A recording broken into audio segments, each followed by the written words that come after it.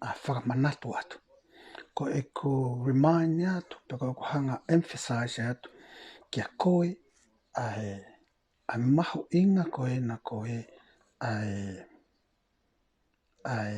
ka pau o kuke fie mo oi, pe koe haho tau mo a, pe ka pau o kuke, pe kuke fie mo oi, pe o kuke fie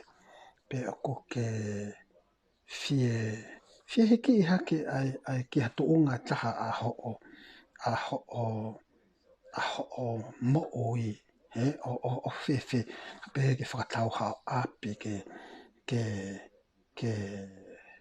to sayang ho taho i whanau, ke toi wao fia ngea i pia moho whanau, pe ko ho o,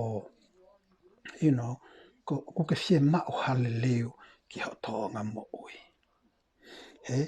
Ko fie mao koe hale leo ki ho toonga mo oi, o ko maho inga ia.